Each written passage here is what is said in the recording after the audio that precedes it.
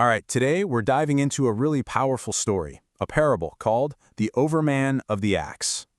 So right off the bat, this story just throws this massive question at us. What if progress and violence are basically the same thing?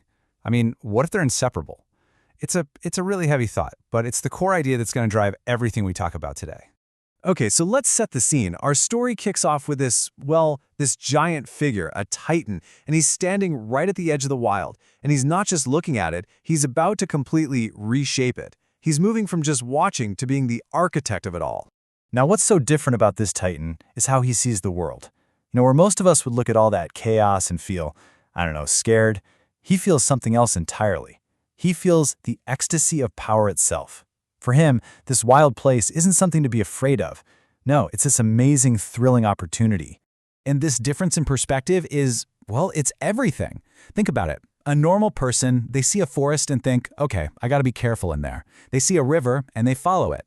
But this Colossus, he sees raw material to be subdued. He doesn't see a world he has to adapt to. He sees a world he can completely tear down and rebuild. This all leads to a huge light bulb moment for him, a real turning point. He realizes he can't just be, a worker in the world, just another piece of the puzzle. No, he has to become the godlike creator of the whole thing.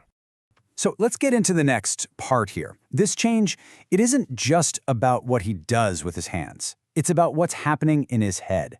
It's a deep psychological shift. It's all about unleashing this primal engine of expansion.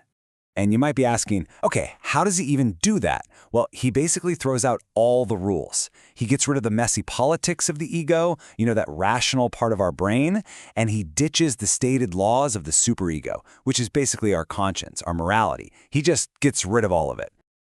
So what's left when you strip all that away? You get this really powerful idea called the American Id. And what is that? It's the raw, unfiltered, primal drive to expand. It's this force that just takes over everything, pure will, pure desire to just grow and conquer. And a force like that, it doesn't just stay inside one person. The source says it expands, it grows outward until it becomes something way bigger. It becomes a national religion of domination. So what started as one titan's personal drive becomes the shared belief system for a whole nation. Okay, so we've got the mindset down. But how do you actually do it? How do you force that vision onto the physical world? Well, the answer is all about the power of your will, and it's carried out with one simple, powerful tool, the axe. And of course, the axe isn't just for cutting down trees here. It stands for something much bigger. It's the real-world symbol of unhesitating agency. What does that mean? It means no second guessing, no waiting around, just pure, immediate, decisive action. Yeah, and every single time that axe comes down, it's like a declaration. It's a statement that human will comes first, that it's more powerful than any physical obstacle. It's this absolute belief that if you're determined enough, you can and you will crush any barrier nature puts in your way. So, in this way of thinking, creation itself is a violent act. You're not just gently molding the world. No, you have to pulverize it. You have to smash it to bits and then rebuild it, reimagine it from scratch. So, what's the end result of all this? After all this force, what does this new world actually look like? Well, the text calls it a new and terrible geometry. Kind of chilling, right? In this new world, nature gets totally redefined. It's not a living thing anymore, it's just a pile of useful stuff. Mountains aren't something you respect, they're something you command. The Great Lakes, not a wonder of nature, but a mere utility. Everything, and I mean everything, gets boiled down to how useful it is for industrial-scale resource extraction. And there's a name for this whole process: brutal creation. It's this idea of evolution where progress and violence aren't just connected, they're inseparable. They're two sides of the same coin. According to this philosophy, you just can't have progress without the violence. So in this new kingdom that's been built, what's important? What are the top priorities? Well, it's not beauty or harmony or, preserving things. Nope. It's scale, speed, and efficiency. How big can you make it? How fast can you do it? And how efficiently can you run it? That's the new code. That's the new morality. All right, we're getting to the end of the parable now, and it wraps up with this really powerful final image, a silent steamroller. And it's this image that really makes us understand the true cost of achieving this kind of total order.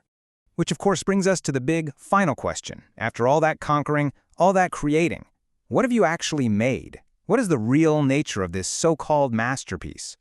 And the parable gives us a way to think about it. To really get what this Overman has done, picture a giant steamroller that's just finished its work. It's just sitting there, it's heavy, it's silent, the job is done. And this is where the trade-off becomes crystal clear. On the one hand, you have the achievement. You got your total order. You have a perfectly flat, paved road. But what was the cost? Well, you had to obliterate every single hill, every flower, every stone. You lost the Earth's original shape. All that chaotic, messy beauty, it's gone. And that leaves us to the final and honestly kind of haunting line of the whole story. As the Titan looks out over this landscape, perfectly ordered but also violently scarred, he knows it's his masterpiece. Why? Because he had created the world in his own image. The world is now a perfect mirror of his will. And that leads us with the really tough question, doesn't it? Was it all worth it?